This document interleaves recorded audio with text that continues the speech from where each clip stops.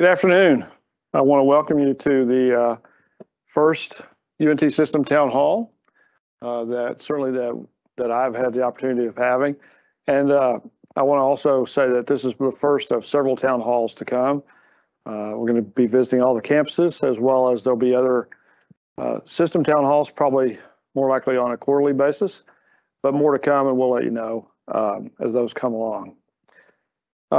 Today, I wanted to, first of all, give you a sense of what we're going to try to cover today.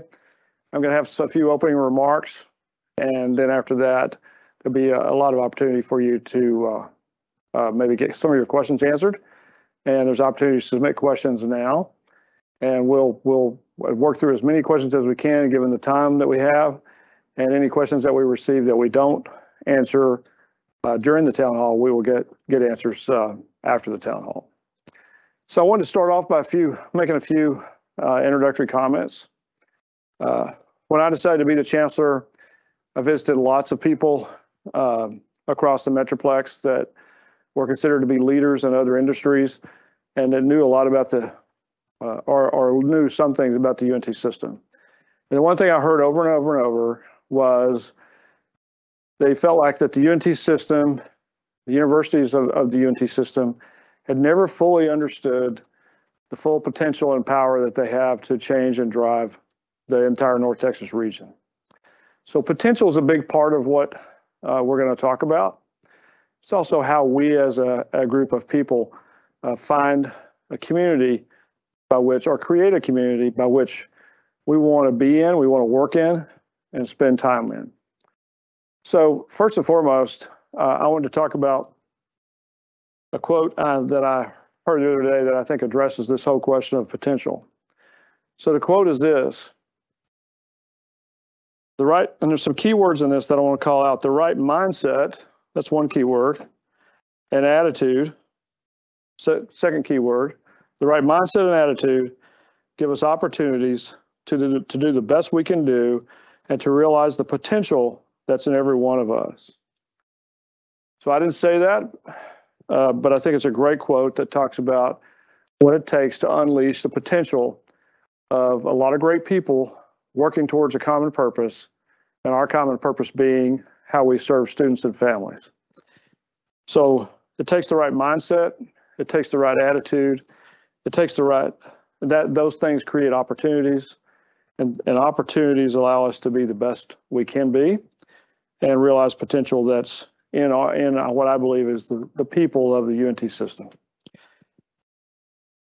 Tied to that is, how do we define who we want to be? Well, it's defined by our vision statement, and our vision statement, you may have heard me mention it or see in some of the communications that we have sent, and it goes like this: by 2026, the UNT system is one team, values-driven, customer-focused, with an emphasis on excellence, curiosity, and innovation. And just for a second, I want to call out the 6 qualities that are in that vision, because they define where we're going as a group of people. One team, so we're working together on a common purpose. Values-driven, and we're going to talk more in a minute about what that means. Customer-focused, who are our customers? Our customers are students and their families, as well as each of us are internal customers of the system and how we interact with each other and treat each other. Excellence, we need to find ways to deliver excellence in everything we do, especially those ordinary, mundane activities that we often take for granted. Curiosity, the curiosity to think about how can our world be different. And innovation does not mean invention. Innovation means, how do we look at things that are going on the way they are going on now and think of how we can make them better. So innovation is thinking about, in your own space, on your daily work, how can you make it better? And then we, at a system level, think about how can we take the system to a whole new place. So let me go back to the values-driven culture. And you may have heard me mention this if you watched a couple of the early board meetings and maybe some of the other town halls we've done. So a values-based culture has, in this environment, has some key attributes. And I wrote these down because for me, they first and foremost, we need a high level of trust. And the other thing I heard as I went across the system early on is we don't have a lot of trust in the system. So first and foremost, for us as a community of people to work together to accomplish things far beyond what we've ever dreamed about, we have to build a foundation of trust. So values-based culture has a foundation of trust. In terms of when you're building a culture, who are the people that we want to be hiring and bringing into our culture? And I define that as the 4 C's of who we should hire.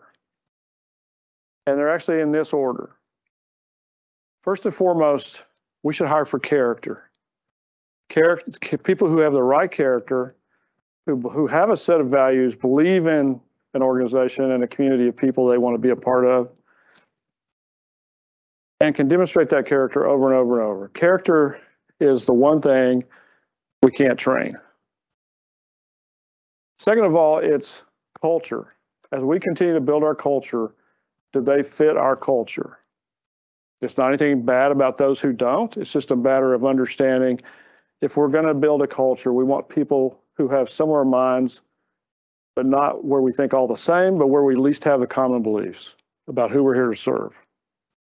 Third, is chemistry. If they're going to be going more likely on a team across the system, do they fit the chemistry of that team? Because all of us know, anytime we bring somebody new on our team, everything shifts a little bit, right?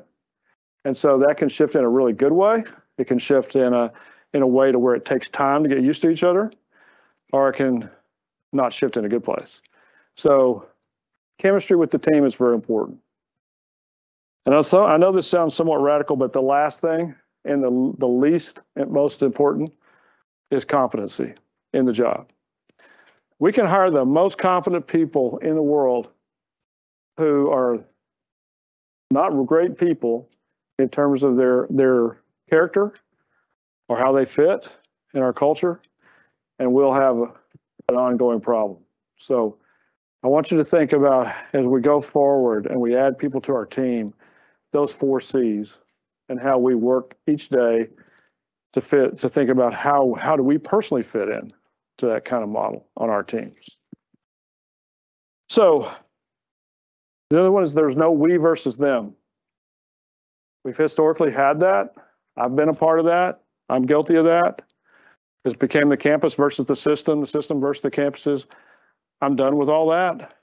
I want us to be all one team and be a part of serving a population of students and families and serving each other. So no we versus them. No more silos. It's like a family, right? Everybody in a family has differences in personalities, I always used to joke, it's like my brother and I are only 3 years apart. It's like we grew up in a very different family just because our parents were further along and they got more mature. And so it's different experiences for everybody in the family. So how do we bring a family together and all understand we're part of the same family, and families aren't perfect. We all know that. And so how do we do that in a way to where we still have respect and value each other? So in this case, the families are the system administration team and the campuses. And how do we come all together? And I can tell you right now, in working with the campuses, they are eager for this. They're eager to be collaborative. They're eager to work together. And we all know we're a lot better together than we are apart. So no silos. So if there's no silos, then there's open sharing of information, transparency, and how we value each other by being willing to share. There's a people-first culture. What do I mean by people-first culture? It means we take a hard look at our people systems, how we hire, how we onboard people, how we promote people, how we create teams, etc., and how we do evaluations in a way that's fair and honorable. But more and more about a people-first culture. That'll be a whole separate topic at some point. And then people first culture also shows that we care about our people, that we focus on things like wellness and mental health, and we focus on psychological safety in an organization where people feel comfortable expressing their views. We celebrate each other. We have meaningful rewards and recognition programs where people feel celebrated, they feel valued, they feel like their work's making a difference. And at the end of the day, I think that's what most of us want.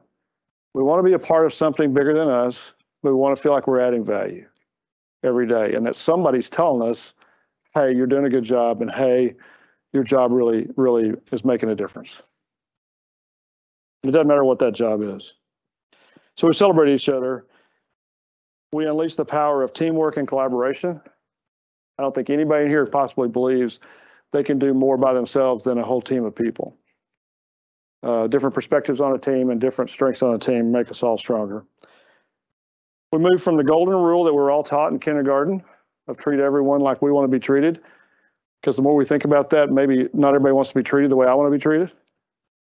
So we move to the platinum rule. We treat people the way they want to be treated.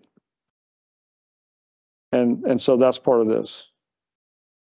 And a values-based culture doesn't mean we play small. We think beyond where we've been before, and we think in bigger terms than historically what we've done. And lastly, probably the most important one, I'm not talking about some utopia or heaven on earth. I'm talking about creating a place where we have honest, transparent, open sharing, recognition of each other, supporting each other. But at the end of the day, it's just a great place to work. It's where we do our work, where many of us spend as much or more time than we get to spend with our families. So it's very important to have a good place. And I'm going to, last topic that I want to talk about real quick before we go to questions is going to be where we are on a strategic plan. One of the things that I was certainly hungry for that we've never had truly is an entire system-wide consolidated strategic plan. So yesterday we got with the campus teams and right here in this room at the system building, and we worked through letting each campus design their own strategy. And then we had a system administration strategy, and we brought that all together now and aligning it. And here in the next several weeks, after we get something really worthwhile showing you, we're going to send it out and let you see the drafts of that. We'll be showing that to the board at the board retreat in November. And then we'll probably be able to get a copy out to everybody shortly, hopefully after Thanksgiving holidays. So you'll be able to see that before it actually goes into effect in January of 2023. And I think I'm going to hold off there, have some questions, and then I'll come back and do a wrap up in a minute. So we'll see if we have any questions.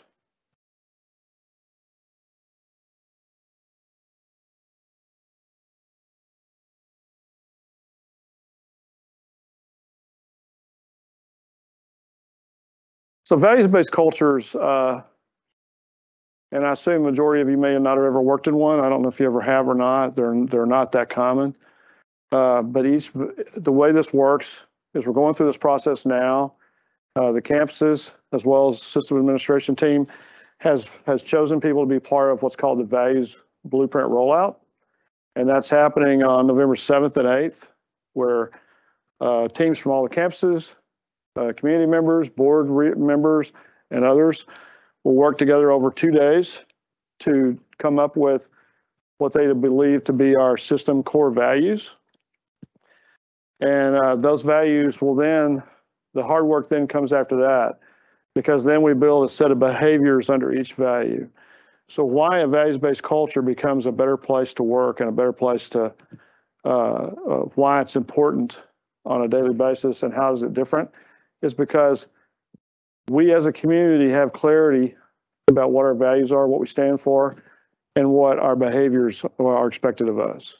And if you don't have any understanding of what expectations are of you or what our true values are, then what we end up with is thousands of people living on their own values, which all of us have a set of values, by the way.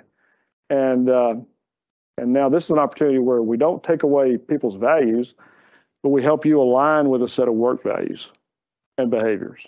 So that's what makes the difference.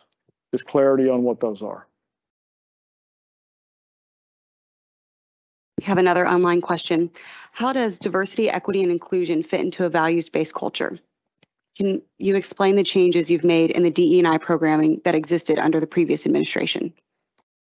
So I can talk specifically about the experience I had at the Health Science Center.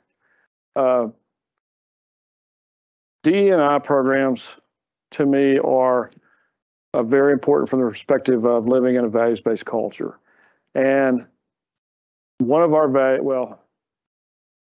three of our values, I can think of, four maybe would all fit into defining, promoting, and protecting a D&I culture.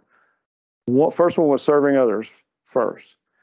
If we live in an environment where we're serving others first, and it doesn't say you only get to serve one population of people, or you only get to serve people that are just like you, it says serving others first. Then I think that begins to knock down some of the sense of it's a we versus them thing. And we begin to understand that the richness of environments like this are the diversity, racial diversity, economic diversity, where we grew up, how we were taught, what schools we went to. All those things bring diversity of opinion, diversity of thought, and experience. Second of all, we had one called respect, the values of respect. And one of the behaviors of those 4 or 5 behaviors under each one, I believe it was under respect, said, I'll always highly value the opinions of others, even though they're far different than mine. Well, that's an environment where celebrates DE&I, I think, the principles of DE&I, and being willing to be inclusive of other opinions, inclusive of other people, and understanding the value of our differences. One other thing that comes to my mind was, in addition to serving others and respect, was collaboration. Working with all kinds of people, with all kinds of backgrounds, all kinds of histories, all kinds of understandings of what the world's like from their perspective, and coming together once again around a common purpose of serving people, students and their families. So to me, a DE&I culture comes pretty easy in a values-based culture. I mean, it doesn't come easy. We got to work there and get there, but it's a whole lot easier to me to handle the issues that come out of the not having a DE&I culture with a set of values and a set of behaviors. So to me, they're hand in glove. And I think once you get to experience the beginnings of a values-based culture, and then as it matures, you're going to see that it's a much richer, much easier place to celebrate DE&I.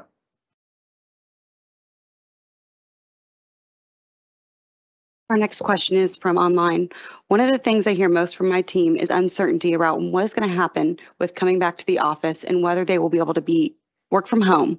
When will we know more about working from home and flexible work? So I think what we're all seeing is a major shift that's we all know has come out of the pandemic around working from home or hybrid work or remote work, call it whatever you want. There's several different terms for it. And in some ways they're different, but in some ways they're similar.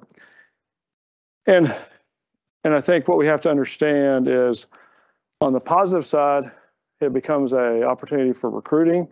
It becomes an opportunity to give flexibility for how people do their work and how they live their lives around work, with work as a part of it. On the other side of it, what we also know is that from data-based research is that people that work from home a lot end up not getting the adequate mentoring they normally would get. They may not get the development that they normally would get, and they don't as well find their place in the culture of the organization. So I think it's an opportunity to really look at it from the perspective of how we move forward as the environment keeps changing around us. So what I'm going to ask is, and I don't know if Donna Asher wants to make a comment to this question, but I'll be asking Donna to put together a group of people across the system to come around to get us clarity on this question of how we're going to work forward and move forward. So Donna, do you have any comments? I think you said it well, Chancellor. yes, we're going to put a task force together to take a look at this. We know this is top of mind for a lot of people. We also understand our core responsibility is to support the people we serve. Ultimately, that is the students. In system administration, we don't directly work with students, but we support the people that support students. So some of our jobs are more conducive to a flexible work arrangement and working remotely, and others are not. And so we need to understand, where is that line drawn? When can we do it? And when can we not do it, to be quite honest with you? There are certain positions we cannot do that with. But we want to study it, we want to talk about it, we want to learn and figure out what can we offer. The state does limit us in many ways, and things like leave, we're bound by state regulations, but there may be some other options that we can find in-house and determine how can we better support our employees so they can get the flexibility they need while we still maintain the support for our constituencies. Thank you, Donna. Next question. We've heard you might be selling the Dallas System Administration building. What does this mean for the people that work there? So, yes, we are moving to sell this building. And I think this building was bought at a time when maybe they had different strategies, different approaches to how the system ought to operate. Now our system offices our system people are somewhat more disseminated, distributed. And I think the more we look at it, the building is got a lot of open space in it and space that it can't be utilized as well. And there's cost issues as well. So I'll come back to what this is going to look like when this happens. But I'm going to turn to Steve for a second to see if he has any comments on our strategy to sell the building. Sure. I'll start by maybe connecting it with Donna's comment. So as we look to sell the building, we're continuing with the assessment of who should or shouldn't be remote versus non-remote as we look at alternative sites and don't expand our costs. Right now, we're in quiet negotiations with at least one interested party. It's still early in the game, and simultaneously, we're reviewing an alternative site, Pegasus Park, for a relocation of remaining system offices that we deem to be in person. And it's going to take a little time. It's very complex. For those who aren't aware, we don't own some of the land under the building, so we've got negotiations we've got to go through in terms of acquiring or extending land leases before we could actually sell the building. So it's not a simple, quick answer, and there'll be a lot more conversation to come, and people will be made more intimately aware of, where they'll sit when it all settles out. So just to support what Steve just said, I think the main thing is you have to understand is what we're looking at is how can we make the system, administrative team, financially more solid and not spend a lot of money on the costs of a building of this magnitude that we're not using that much of anymore. And there are some needs that we have in the building that we have to figure out a way to cover. And one of those is the law school library and some law school classrooms. So whoever ends up being the ultimate buyer, we will work out with them how we can make sure our needs are covered as well. And then what would it look like where we would end up? Like all I can tell you is we will end up in a much more usable space that fits where we are now and where we're going. So nobody will be left out in the cold. There'll be a place. If it's the downtown building is a place for you, we'll make sure that it's going to be a really good place. Thank you. The next question is an audience question. What were your priorities in the last 9 months and where are they going moving forward? So can you repeat the first part of the question? What were your priorities in the last 9 months and where are they moving forward? So priorities in the last 9 months has been just to better understand the system, where we are. Goes back to what I opened with, understanding that people out in the communities, business leaders in Dallas and Fort Worth and the neighboring communities, we're saying that we've never tapped into our full potential and our campuses haven't either. So taking that as a meaningful input, I took the first 9 months of this time first of all, I was doing two jobs. So I had to stay as president of the Health Science Center and then try to be the chancellor. So I kind of did two jobs mediocre. But the point was I wanted to learn more and more about the system and how we can improve things. And first and foremost, I knew what I wanted for the 10 years I've been a part of the system, and that was to be part of a bigger community that wanted to really move under one purpose, focused on our students and their families, as well as our employees. So my first priority after, I guess it would be second, it comes after learning more about the system and its people, was to begin this journey of a values-based culture. Because I personally believe, after having lived in two of those before, that you can't do anything better for people than create a system of values and a system of community ownership around how we live each day. So in terms of going forward, it's to help us finish the work, and it's basically the entire community will be the ones taking the work of the values and spreading them out. And then it's also to work on getting us one uniform strategy that we can all grow together. And then a lot of my job is helping the campuses at the legislative session, which is coming up in January, as well as raising money for the system and our campuses, and getting us more known in the communities around us. Thank you. Our next question comes from online. We've all heard about how much inflation is eating into people's purchasing power. What are you doing to make sure that salaries keep pace? I am worried that we won't be able to replace open positions on my team because we can't compete.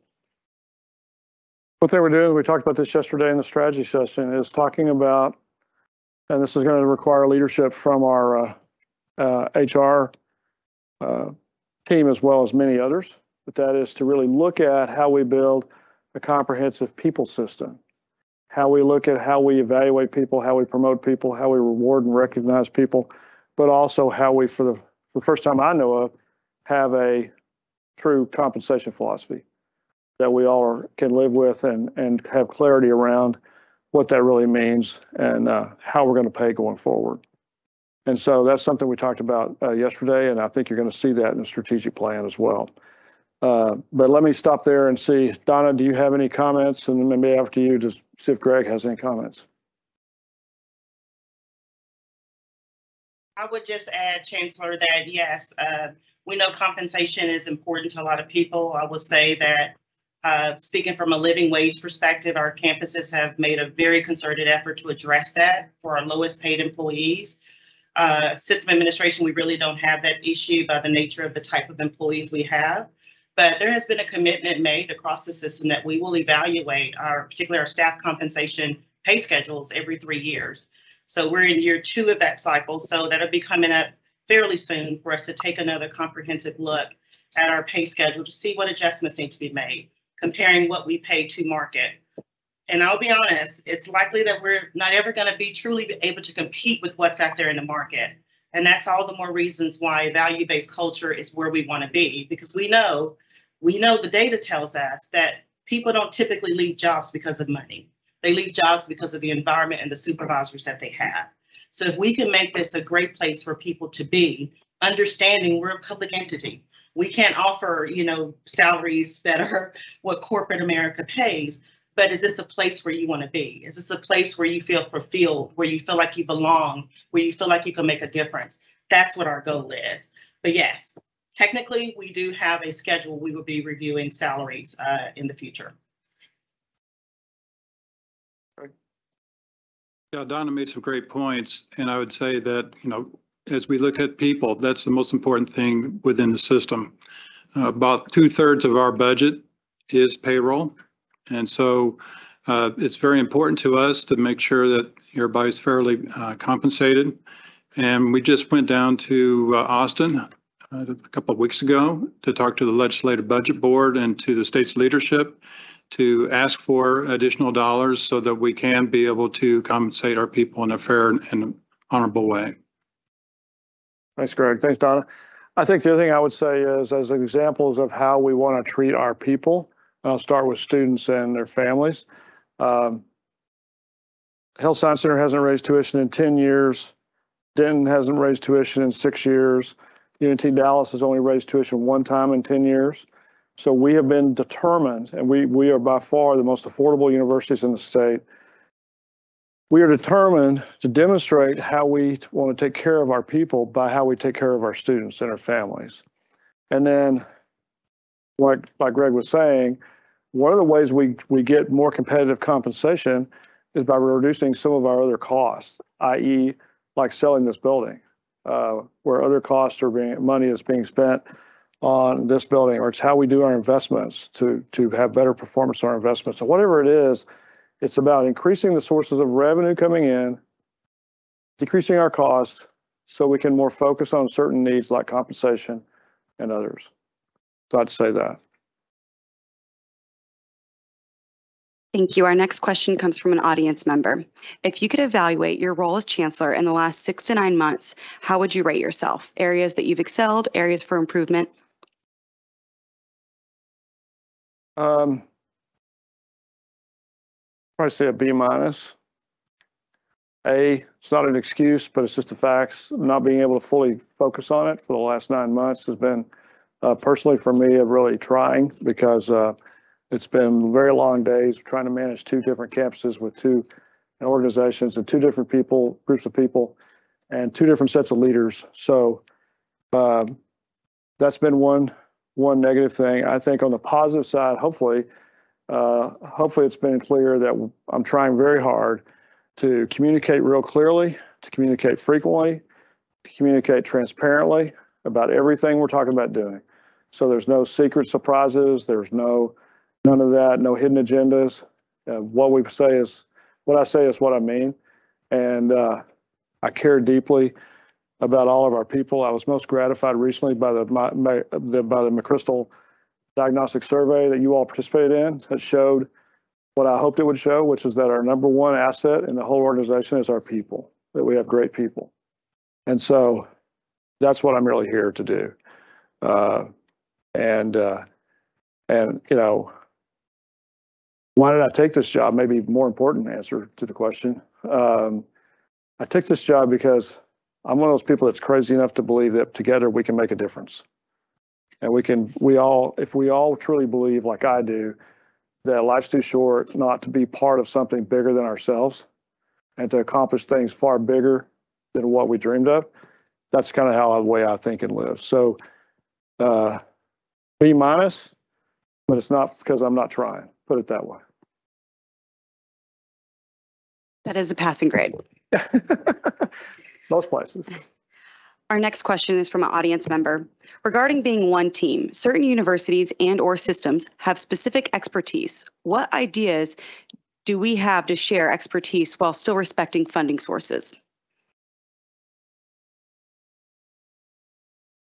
So what ideas can we share and expertise? What ideas and expertise can we share while respecting funding sources and limits? I think it goes back to the fact, and I can only speak from my experience after being a board member and then being a president for all these years. I don't think we know what talent's here. I don't think we know what our people are capable of doing. I don't think we know what our people really have the ability to do, because I don't think we've ever really unleashed the power of our people. And especially in a culture that's values driven, values oriented, focused on our people, focused on our students and their families. I think, quite frankly, it's been more about the leaders than it has been about the people. And we have to lead, we have to fulfill our duties. At the same time, I think we need to celebrate our people and learn what values we have around the organization. So that takes time, but that's what I'm committed to. So I'm probably not answering that question directly, except to say, we know we have great people. We know we have a lot of talented people. And we know in that combination, there's a lot of value to come out that we don't know about yet. And let me say one more thing. I already said it once, but I think we're delivering a quality product at a very affordable price. So to take better care of the students and their families, who no longer, many of them are struggling to afford higher education, we present a product and an opportunity where they can get educated and go forward with their lives. I was just going to add to that, Mike, that, we have a lot of shared services and a lot of central services, from general counsel to audit to looking at strategic infrastructure, IT. And so HR was one of those areas that I know a lot of people feel like it has helped them a lot and is very valuable to their campuses. So to me, that's that shared expertise that I think someone's asking about, is that those shared services, we're just going to continue to make them stronger, more automated and streamlined, but we're looking at our customers to help them in any way we can. Absolutely. And I don't know, Jeff, if you have any comments about that, given that you've been looking at some of the departments and some of the processes, and I know we hear from people about broken processes and or labor intensive processes. Yeah, so just some of the things, being part of a value-based organization before coming here, when people really know what they're kind of being measured on, the values are being measured on, their strategic approach, how they align with the overall strategy of the organization, you really start to gain a lot of momentum, and people feel good about where they're at, and where the clarity comes in is now they know where the university's going, or where that particular department is supporting the overall strategy. Okay, yeah, that's very helpful. Thank you. The next question is an audience question. This one's a little bit easier. What was your latest book you've read and the nugget of information you learned from that book?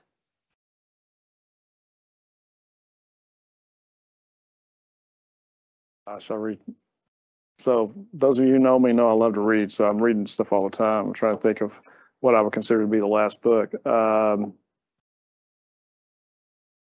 It's probably the book by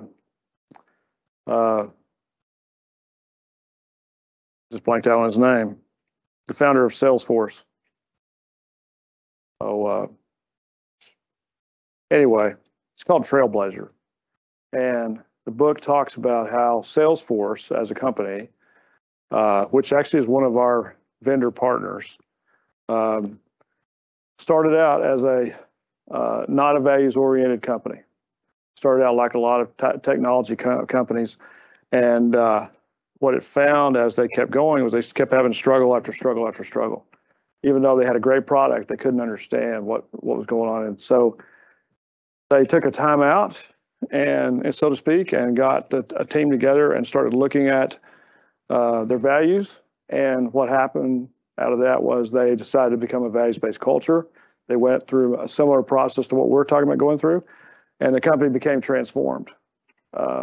And they saw themselves, and now they're having great success in lots of areas. And so Trailblazer is the story of that whole journey of that organization from a non-values group to a values-oriented group, and how it changed their business.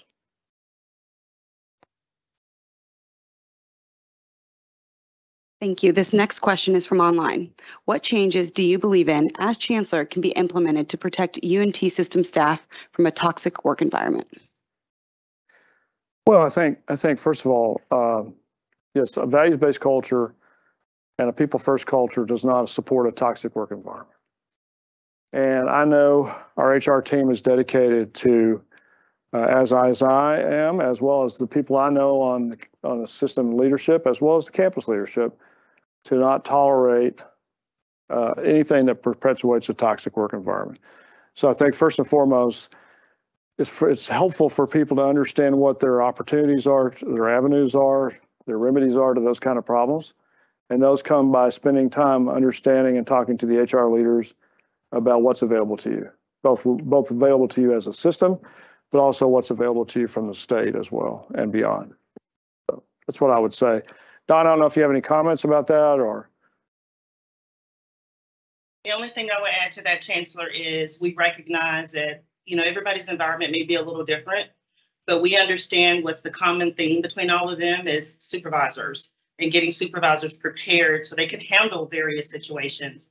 So we're committed in HR at each one of our campuses to supervisor forum, supervisor training, supervisor just commitment to, so they're better supervisors and they can deal with those situations and address them when they come up so that you're not suffering in silence. Don, that's a great point. That's something we have talked about in some of our meetings, and it's something I know we didn't do a good job of at the Health Science Center, and we are determined to do that. And those are two things, actually. One, not related to the toxic question, but more about developing our people, is give people chances to understand development programs for themselves, career paths of how they can grow and develop in their jobs, first of all. Second of all, on the more toxic situation, is that they have supervisors who understand and are willing to listen when they go and speak to them about these issues. And so part of that comes from supervisor training that's ongoing, because many of you who've been put in supervisor relationships, my guess is you got next to little training because we haven't had much of that in the system historically. You were just expected to pick it up on your own and just figure out how to be a supervisor. And so that needs to change, not only for the health of our overall population of people, but for our supervisors, so they can do a really good job and feel good about the job they're doing. And therefore they can recognize those toxic situations or know how to address them when they're brought to them. So thank you, Donna. That's a great answer. Our next question comes from online. What is your favorite part of your new job? Emphasis on new job. Working with people, working with our people, especially when I get to go to the campuses and talk to people. When people come up to me and introduce themselves, and it tells me one thing that I'm trying to, which I'm trying to do all the time, which is create an open environment, open relationship. And I'm not particularly scary. I'm pretty easy to get to know, just a matter of, but it really helps if people come up to me and talk to me. And I'll be honest, I may not remember your name the first time, but I'll remember it the second or third time for sure. So it's our people. That's what gives me juice and power. And then what's the one thing that probably gives me more than our people? It's our students, getting around our students and seeing their energy. Thank you. This next question has been submitted several times in different formats. Some of us have seen a lot of change come and go at the system level. How will this unified strategy approach be different than before? Well, this unified strategy approach, it does a lot of things. But one thing it does is anybody in the system will be able to know immediately what the strategy is for each and every campus and the system as a whole. I don't know how many of you know that now, because I don't, and I never really have. I knew the Health Science Center strategy. I didn't really know what the system strategy was. I didn't know what Denton's was. I didn't know what Dallas's was. And now we have, while it's part of the UNT Dallas, we have the law school, and law schools in a different campus locations. And so there's special things around it that we need to focus on real strategically as well. So I think it brings clarity. It brings transparency. It brings a clear understanding of where we're headed and what we're trying to achieve. So I think that also historically there's not been a great understanding of strategy. It's come across as more of a bunch of check boxes to tactical things to do, as opposed to directional things of where we're headed. So I think it'll make a big difference. Thank you. This next question was submitted by Nicole in the audience. Once the values are established, how can teams best support the messaging and help make it take root? Will there be posters to display? Do you encourage regular team meetings to discuss the values and celebrate our own team's accomplishments for each value? How can we as leaders support the values journey? Donna, you want to speak to that first? Sure. And I want to just start with join the journey. If you get on this journey with us, be a part of it, be excited, be engaged, participate, be an ambassador, talk about the good things that this will do, how you feel about it. All of that is building up the program and building up where people see the positivity in it. So we encourage you to be active, be a part of the process, join the journey. Yeah, I think that's the main thing is first and foremost, understand it's not an exclusive club. Everybody has a role to play, and anybody who wants to be a part of it, we would welcome anybody. We would hope the more the merrier, because ultimately it's opportunities. There's going to be more and more opportunities to be a part of it. And it's an opportunity for you to do some introspection into your own set of values, a set of values that maybe you were given by your parents, your grandparents, coaches, teachers, faith-based leaders. So I think it's a real opportunity for you to think about what your values are. And then as we define this closer, and as you be a part of the journey, the opportunity is how do your values align with where we're headed. So mostly above, like Donna said, be engaged, be a part of it. Don't be a spectator, be in the arena with us. There will be several opportunities to engage in the values journey in the coming days, so keep your eyes out for that. Our next question comes from online. You mentioned feedback in the community about the UNT system not recognizing the potential it can have and the impact it could have in meaningful ways for North Texas. What avenues are you pursuing to capitalize on that potential opportunity? First and foremost, we're revamping how we tell our story out in the community. We're working with the campuses to tell the story in a much more impactful way. We're also telling it in Austin with the legislature. We're telling it to other foundations. We're talking to anybody who will listen. The communities we serve, mayors, city leaders, county leaders, state leaders, all about what we can bring and what we can do into the future.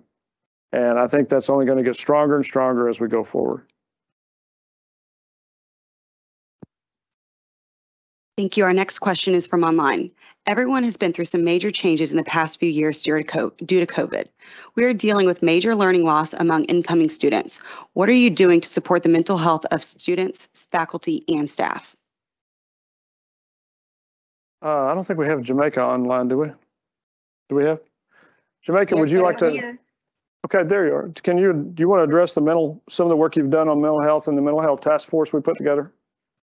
Sure. So first, let me say, everyone has come out of COVID a little differently. And I think we as an institution, as an organization, we have to get really good about understanding that breaking down those walls and breaking down those barriers and talking about mental health, talking about the issues that you may be bringing into the workspace, that's important. I really like to come from the notion that it's okay to say that I'm not okay. And then in saying that, we want to make sure that the people that are there to support you. So if it's about learning loss, what are those student success wraparound services that are there to help bolster your success? How are we equipping our people and learning and understanding about what it means to work with someone who may be, or to help someone who may be experiencing mental health concerns? So our focus has really been on, one, establishing a mental health task force that's composed of several professionals who have experience with some realm of mental health around the system. We are working in the space of expanding and enhancing mental health resources to really help support students. So yes, we understand that there is learning loss, but also we recognize that there is a certain aspect of social and emotional support that we want to best be able to provide to our students. So look for us to continue in our work in that area. We're not only just focusing on students, but we are also looking at this from an employer perspective, as well as looking at processes. So thinking about the types of programs and initiatives that we need to establish for not only the students, but also our employees, thinking about the kind of data that we may want to collect based on what are your mental health needs. We want to know more about that so we can really push towards establishing this ethos of care throughout the system. We really want that to be part of this people first culture, and we look forward to serving you in that regard. The other thing I would say is I think we realize that coming out of COVID, COVID was traumatic to everybody in some form or fashion at different levels. And so I think the point is, as an organization, I mean, if you just think about it for a second, while it became a political issue, which it definitely shouldn't have, we were taught since we were 4 or 5 years old that anybody that wears a mask is not a good person. And all of a sudden we're forced to wear a mask. And from a medical perspective, there was a time and place where that was the right thing to do. However, the point was there's a connection there that's deep seated in us that we have to work through. So there was evidence of trauma that hit all of us. So the point is, how do we come out of that now and begin as an organization and a group of people developing a resiliency to how we can handle stresses and strains that come? And I think the mental health piece is more to help overall secure our team, support those that are struggling, and as we continue to build the community together. Thank you. We have about 10 minutes left, so we'll have two last questions. For those that we don't get to today, we will provide answers privately. So is the strategy going to be something I have to deal with, or can I have a voice in our direction? You have a voice in your direction based on where you are, and the main responsibility you have is to express that voice so that it can be inputted into the work we're doing, building the bigger strategy. And second of all, probably the most important thing, even more than that, is once the strategy is built, look at it and let us work with you to help you understand how your work is driving the strategy already. Thank you. Our last question is from online. I know that we want to keep tuition low, but at what point does asking people to do more with less start to mean that quality decreases? What are we doing to make sure that we are not burning out our teams? First of all, I guess I would turn that to Donna, and then I would come back to maybe Greg and Jeff from a perspective of process improvement. So Donna? Yes. Thank you, Chancellor. Yes, we know that there's a lot of rework, extra work that's done in our processes, and that in and of itself just adds a lot of stress and anxiety to people's workload. So if we can find a way to better that, and with Jeff being our Chief Transformation Officer to help us lead some of those efforts, we believe that we can make the workplace much better, where people feel like they're still good to be here. You know, and again, like I said earlier, it's not always about the money. People generally, the data tells us people don't generally leave primarily because of the money. It's because of the environment. Right. So one of the areas that we looked at first, Ron Braid asked to have Jeff come take a look at his area. It was in procurement. Everybody may know that we had a problem with accounts payable about a year ago. We had a lot of people leave, and there was a lot of stress within that area. Ron was able to work with his team to get through that. But as we went through that process, there was ways that we could see that we could actually streamline and automate things. And so a software program called Jagger is being implemented as we speak. It won't be up and running until late spring. But also during this time, he's had Jeff come in and work with his team there, and they've welcomed him with open arms. And Jeff, you want to talk about that a little bit? Yeah, so they're just basic things that we haven't grown as an organization. When we bring a new piece of software in, just like Greg's mentioning the Jagger implementation, we still do a lot of things that we've done in the past. Even though we bring new systems in, we create new ways to work around a process that creates a lot of waste and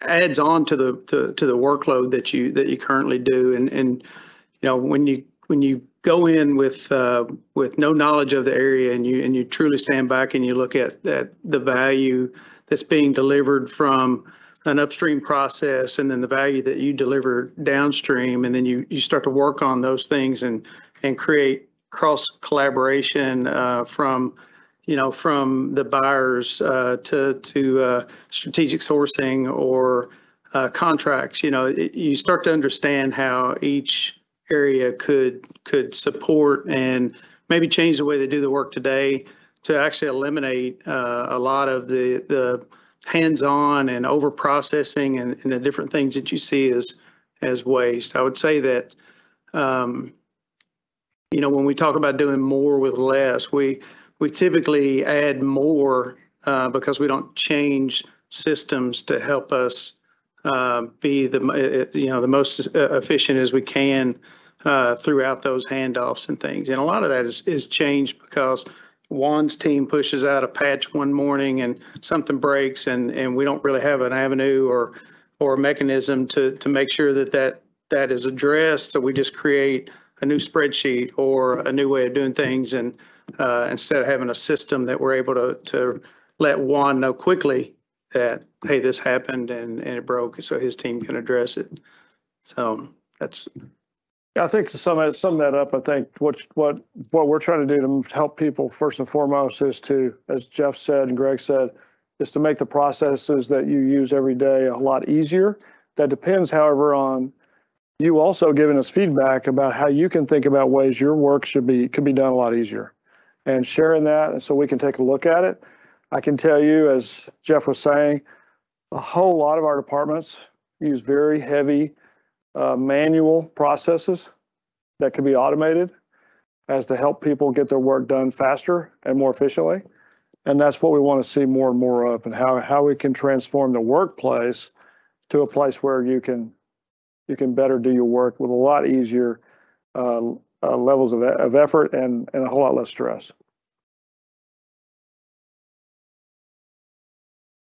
That's all the questions? Or all the questions? Yeah.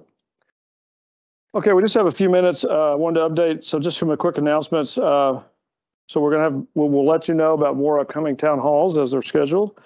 There's going to be listening sessions, which are smaller group sessions. And then you already heard about it, but I would encourage you to get involved with Join the Journey, which is a website around the Built on Values process and being part of the values process, so you can help shape that. And then most urgently is we've now opened up the Gallup survey. I would really encourage you to fill out the Gallup surveys. The main thing we're after is high levels of engagement, high levels of completion. It doesn't take but just a few minutes to do it. I mean, literally just a few minutes. And so please take seriously getting the Gallup survey completed.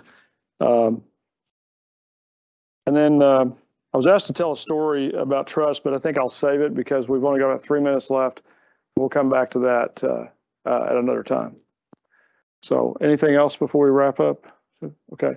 I think the next town hall for me will be tomorrow in Denton. And then the Join the Journey sessions are October 26th through the 28th. So those are important dates for you. And then we'll make you aware of as the other town halls get scheduled. Thank you all for being here. Thank you all for those of you who are online. And we look forward to many more of these. So hopefully this was helpful for you. Thank you very much.